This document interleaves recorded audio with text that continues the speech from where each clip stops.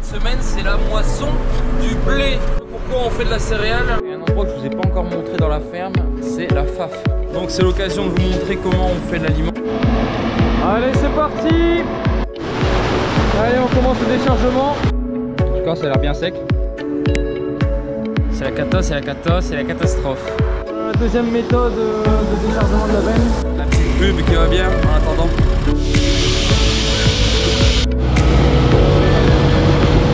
On va peut-être remplacer le nombre de quintaux par un nombre d'abonnés.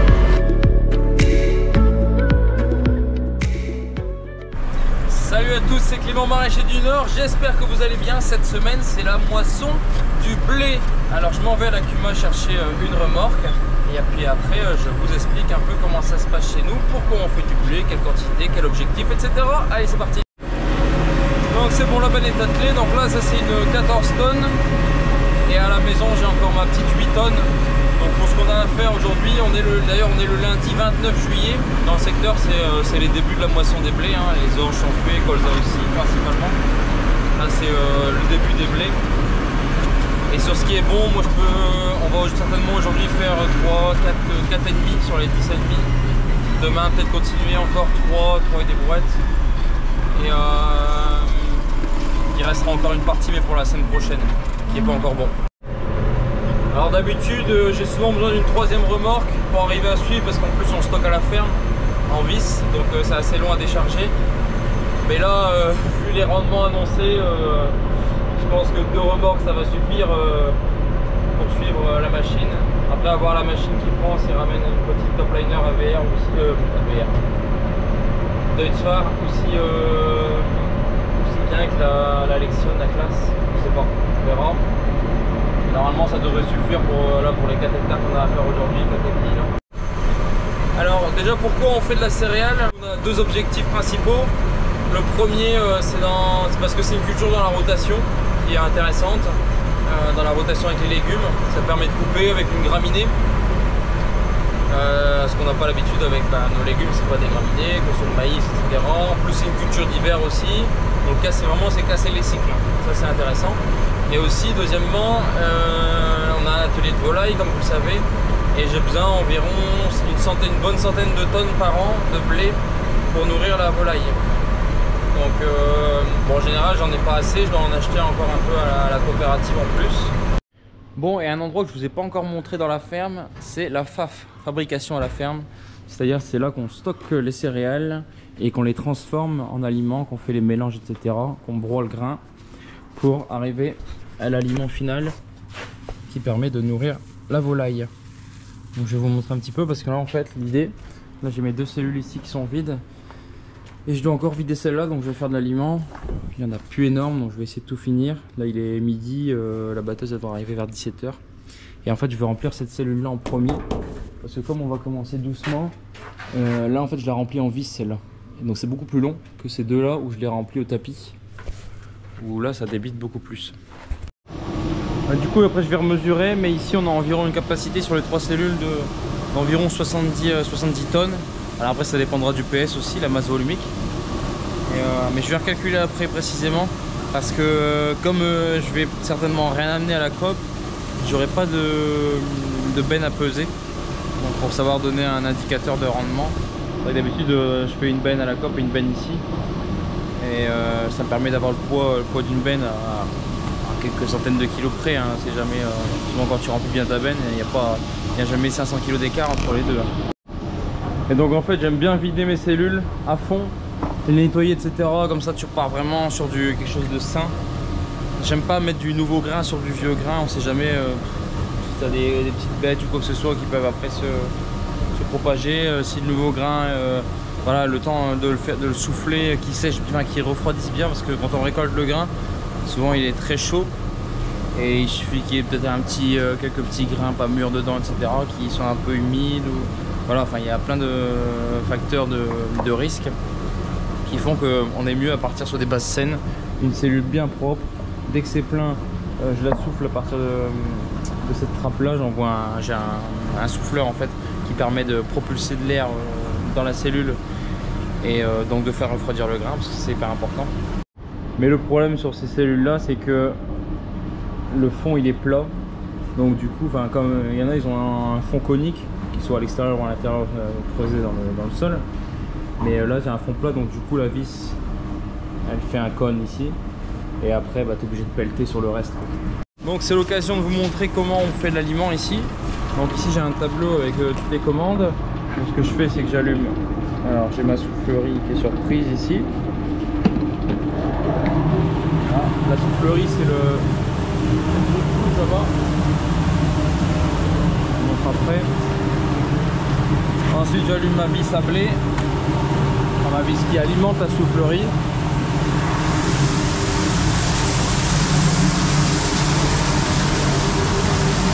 Et ensuite je ramène du grain de celle-ci.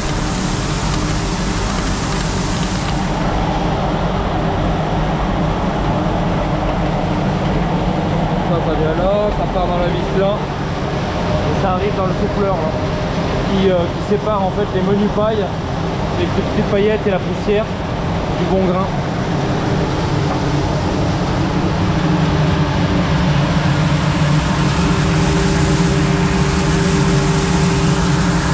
Et ensuite cette petite cellule là elle est sur les pesons. On indique le poids ici. Parce que du coup on pèse tous les aliments qu'on va mettre dans la formule pour permettre d'avoir un aliment complet pour satisfaire les besoins de la volaille. Et du coup bah là c'est vide, donc je suis obligé d'aller pelleter pour finir la cellule. Alors une fois que la trémie elle est pleine, donc là j'ai mes 325 kg de blé, j'allume le broyeur.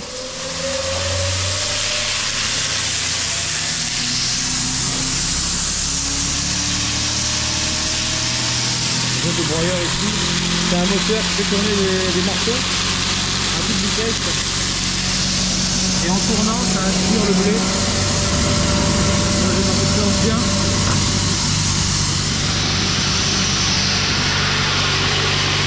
Donc en fait il tape le blé pour le concasser plus que le broyer, et ça envoie hop, dans la trémie mélangeuse. Donc après le broyeur s'est arrêté du coup quand j'étais parti tout seul, puisqu'il y a un petit capteur, un genre de palpeur en fait, quand il sent qu'il n'y a plus rien, du coup il envoie l'information pour s'arrêter, donc ça c'est plutôt pratique. Et ensuite on lance la mélangeuse. C'est un moteur ici qui fait tourner une grosse vis dans la mélangeuse, et on va venir y ajouter du soja. Donc là on a le blé concassé qui se mélange. On va y apporter du coup d'autres éléments, notamment ici le soja.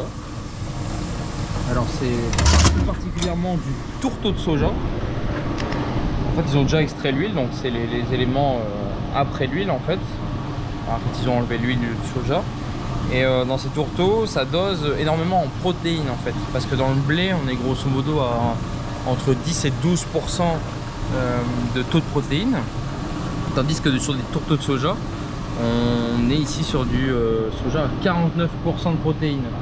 Et donc ce qui permet d'équilibrer la ration et d'avoir un taux de protéines par rapport au poids qui est beaucoup plus élevé, et ce qui est indispensable pour la croissance de la volaille. Ensuite on y met un sac de compléments alimentaires. Donc ça c'est tout ce qu'on va pas retrouver, enfin qu'on va retrouver insuffisamment dans le blé et le soja, pour compléter la ration, pour avoir quelque chose de complet tout simplement, avec des éléments comme du calcium, des choses comme ça.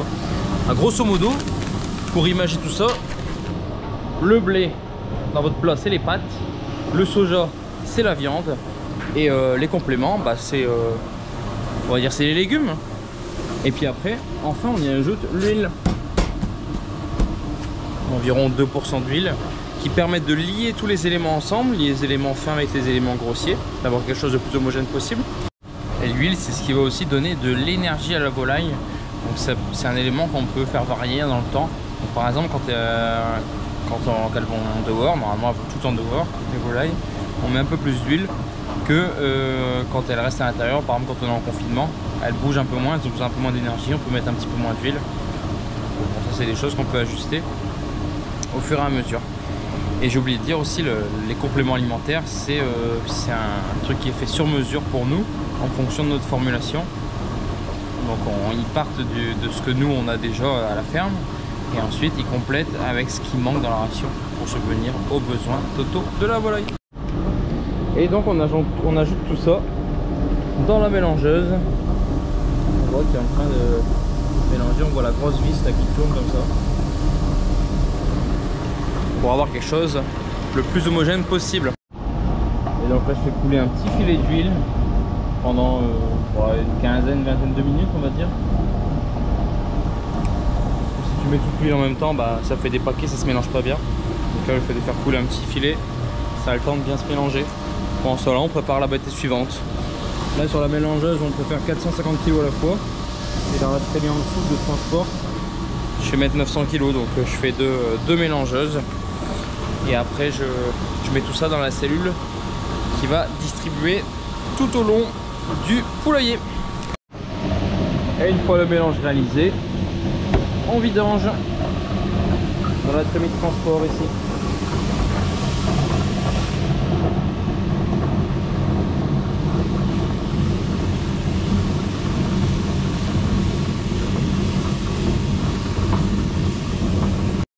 Bon, ça se termine.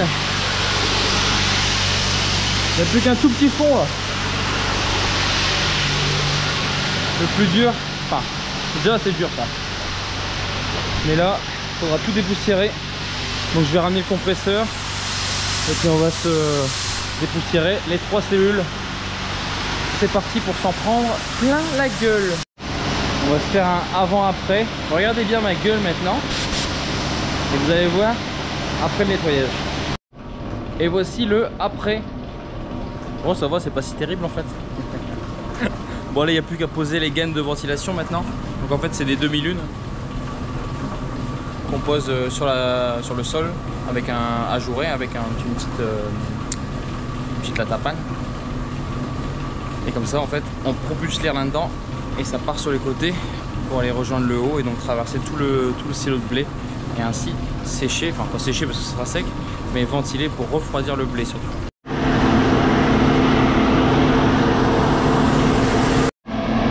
Allez c'est parti. Première trémie de vider dans la remorque. Donc comme je l'avais dit, on est sur la petite parcelle d'un hectare 20 ici, qu'on a mis entre les légumes et les pommes de terre parce qu'elle sera à l'avenir en légumes. Enfin je vais couper au carré après, hein. J'en reparlerai une autre fois. Donc là je broie la paille. Je laisserai la paille en andin sur une autre parcelle pour presser en petits ballots et en boules. D'ailleurs il y a un collègue à côté qui presse en balle carré. J'ai jamais compris pourquoi on disait balle carré parce que c'est un peu contradictoire, mais bref. Et le résultat est à la hauteur de nos attentes on va dire. Enfin, ça n'a pas l'air d'être la cata mais ça sera pas fabuleux, ça c'est clair et net. On voit, il y a pas mal de petits grains dedans.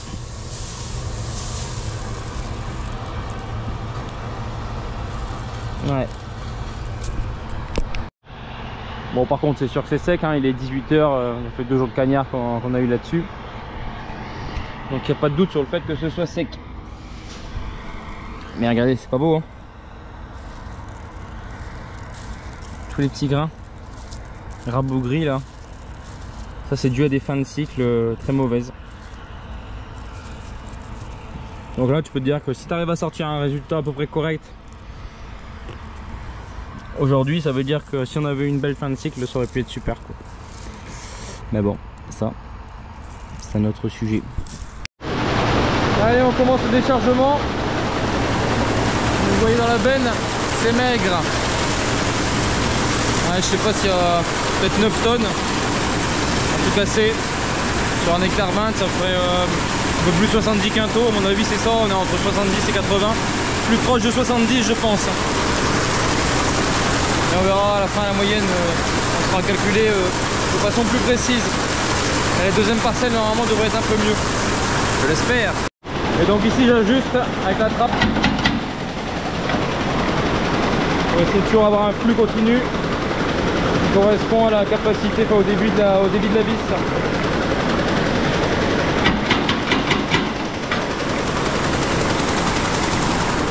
Et je profite de la vider tout de suite pendant qu'il change de champ, dédèle la coupe, etc. Comme ça, parce que sinon avec ce débit là, j'arrive pas à suivre la batteuse. Et donc au début on vérifie quand ça coule sur les demi-lunes, les gaines, qu'elles partent pas en cacahuète. Sinon bah, pour souffler ça n'ira pas, il faut qu'elles restent en place. Et là ça a l'air plutôt pas mal. Et après au fur et à mesure, on lève la remorque.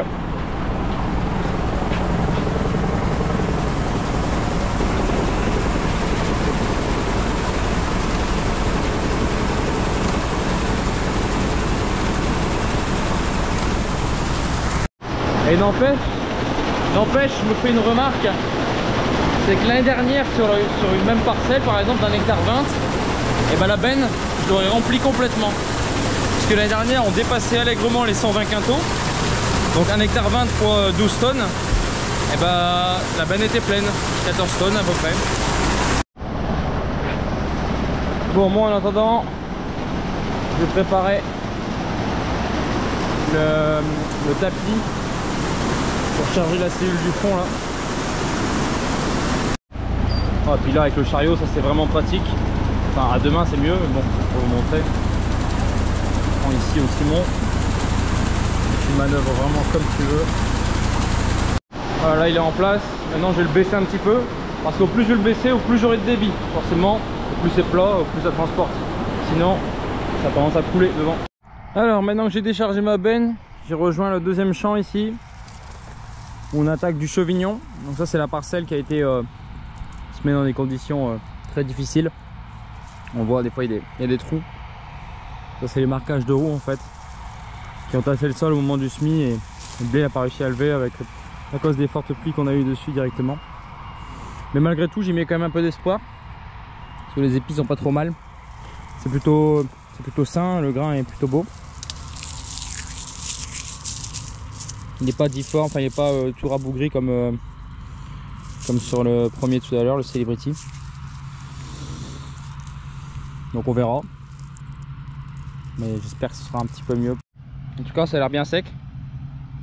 Écoutez. Ça c'est le signe.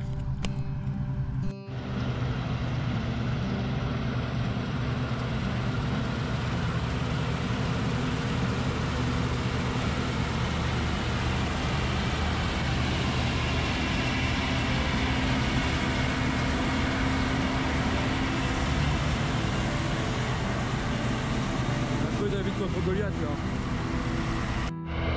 Bon, je vous l'annonce d'ores et déjà, c'est la cata. C'est la cata, c'est la cata, c'est la catastrophe. Je vais remplir cette benne là et je pense que bah, c'est fini.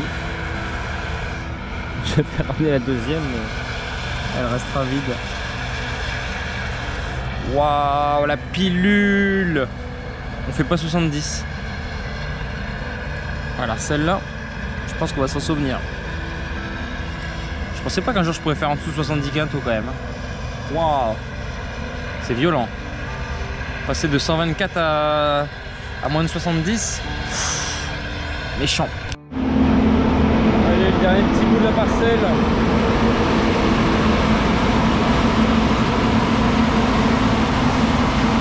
Oh là là, c'est moche.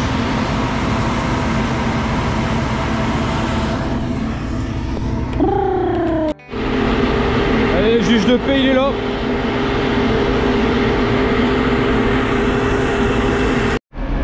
toute façon là il n'y aura pas besoin de faire d'estimation de rendement, c'est assez simple. Les deux bennes elles étaient pleines, bien pleines là, donc celle-là elle peut potentiellement faire 14. Et la petite aussi était bien pleine, potentiellement 8. Ah, ça fait 22 tonnes sur 3,45, bah voilà. Je fais même pas 65 hein, donc wow. Là ça pique. De toute façon là on va arrêter pour aujourd'hui, enfin, je vais encore vider la benne quand même. Et puis demain on reprend pour la troisième partie avec une autre machine normalement. Allez, voilà la deuxième méthode de déchargement de la benne avec le tapis, élévateur. Donc à la base c'est un élévateur à pomme de terre. Et du coup on l'utilise aussi pour le grain. Et franchement ça va tant que c'est pas trop chargé. Faut pas qu'il y ait trop de grain, que les grains qui passent sur les côtés quoi. Mais tant que ça reste comme ça et qu'on gère le flux, ça se passe bien. Et c'est beaucoup plus rapide que la vis.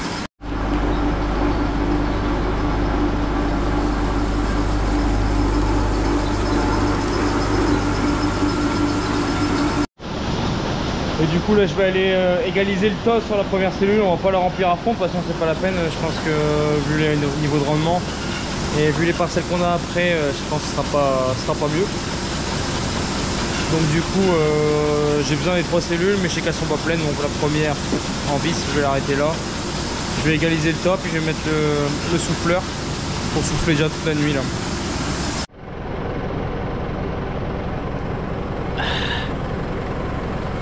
L'eau quand t'as soif, c'est presque aussi bon qu'une bière.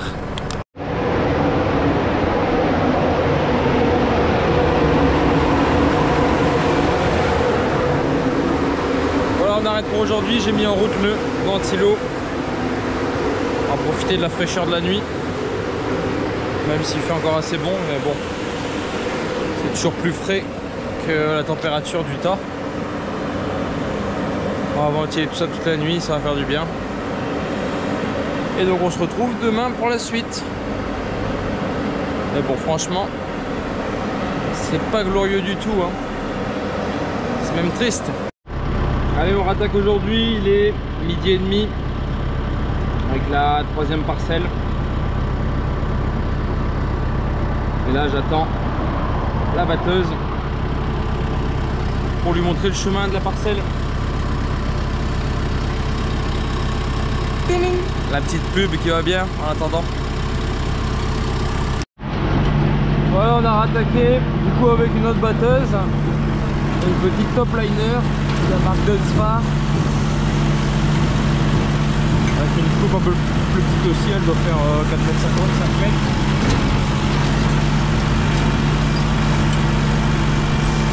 Et je pense qu'on va pas être beaucoup mieux ici, on va pas être bien pire non plus. Ah bah il ouvre là, l'autre. On va y aller.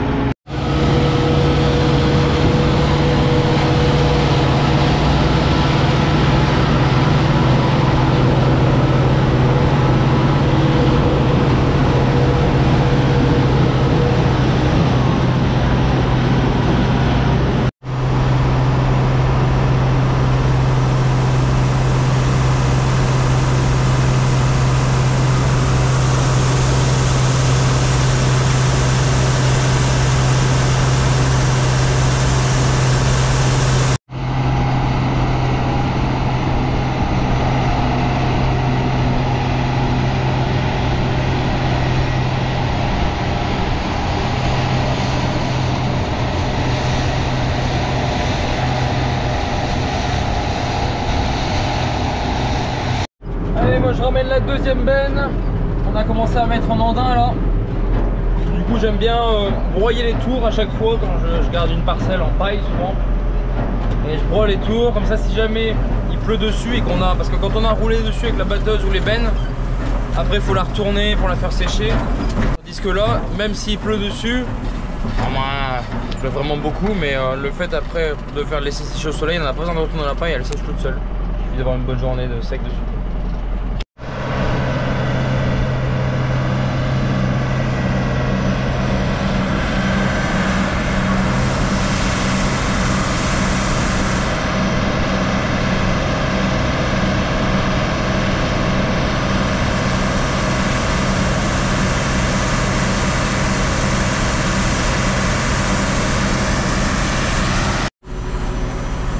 Allez, 2e benne, et à mon avis on va avoisiner les 70 quintaux aussi, donc peut-être légèrement mieux que la 2e parcelle d'hier, mais voilà, donc c'est... De toute façon il n'y aura pas de miracle, hein. On va pas prendre 10 quintaux comme ça hein. Voilà, il reste plus que ce petit bout là. Et après il y aura dans quelques jours cette parcelle là qui est vraiment pas belle. Ah, c'est la pire de toutes. Semé plus tard. Et avec des gros soucis en culture. Sol un peu hydromorphe. Là c'est pas drainé, bon les champs ils sont un peu vallonnés donc normalement c'est pas censé être drainé ça, mais là avec le trop plein d'eau qu'on a eu ça c'est pas passé. Mauvaise décomposition des pailles de maïs. Ça a été dur du début jusqu'à la fin. Donc ça va se payer.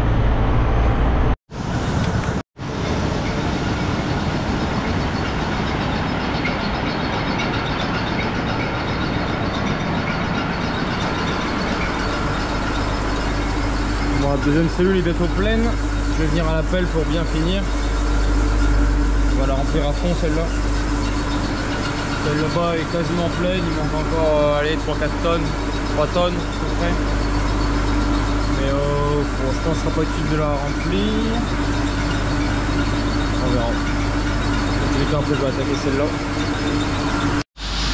Allez, on commence la dernière cellule.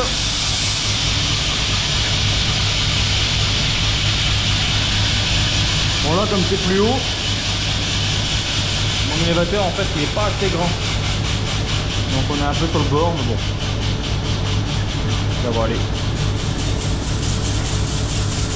Donc là comme d'hab on vérifie que le grain ne bouge pas les demi-lunes.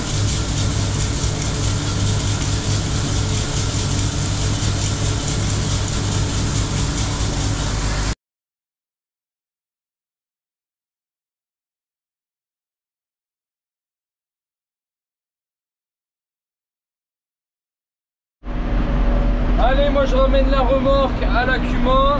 C'en est terminé pour aujourd'hui. On reprendra dans quelques jours avec la petite dernière parcelle. Je sais même pas si je vais la filmer, on verra bien. On va changer de sujet parce que c'est pas glorieux du tout. Je vais conclure du coup la vidéo en disant que c'est tout simplement la pire moisson que j'ai connue de mon vécu, même quand j'étais plus jeune. J'ai pas l'impression d'avoir vécu une moisson comme ça. On va pas arriver aux 70 quintaux, entre 65 et 70 c'est ce que j'ai estimé, mais on n'y arrivera pas aux 70, ça c'est quasiment sûr, surtout avec la parcelle qui arrive, à mon avis elle va encore faire baisser, donc c'est très mauvais, très mauvais. En plus j'ai l'impression d'être inférieur à la moyenne du secteur. Il y en a quand même qui arrivent à faire plus de 80. Bon, il y a aussi des gamelles hein, mais bon de toute façon mauvaise implantation, toute la conduite de culture elle a été triste. Donc il n'y avait pas de miracle, c'était sûr. Je pense que dans les bonnes implantations, ils peuvent espérer 80. Quand ça va bien taler, etc. Voilà. Mais franchement, pour ce qui est de mon cas, c'est 0 du début à la fin. Alors heureusement que le blé, c'est pas notre fer de lance, parce que sinon, c'est en train de braire. Enfin bref, on va vite passer à autre chose, on va retourner dans nos légumes. Et surtout dans les patates qui sont très prometteuses pour l'instant. Et ça c'est le plus important. Ah, surtout quand je me dis que je fais la moitié de l'année dernière, c'est ça qui est incroyable. C'est passer de plus de 120 à moins de 70, c'est incroyable. Bref, ce sont les joies de la culture. Allez, on termine la vidéo là-dessus, j'espère que ça vous aura plu. Comme d'habitude, je vous invite à liker la vidéo, à la commenter si vous avez si vous pouvez me faire part de vos impressions et puis aussi comment ça se passe par chez vous, dans votre région, la moisson, et surtout savoir l'écart par rapport à d'habitude, parce que nous c'est vrai que non seulement c'est pas bon, mais en plus l'écart par rapport aux moyennes habituelles il est énorme, enfin, surtout pour notre exploitation. Là clairement voilà, on a vraiment pris une pilule. On est à plus que moins 20%, comme je l'ai dit, on dépasse les moins 40% par rapport à d'habitude. Enfin, du moins par rapport à l'année dernière, même si l'année dernière c'était une année exceptionnellement bonne. Ah oui, et puis surtout n'hésitez pas à vous abonner, parce qu'avec un peu de chance on pourra peut-être remplacer le nombre de quintaux par un nombre d'abonnés. Allez, à la semaine prochaine pour des aventures plus glorieuses, je l'espère, à Nostoké.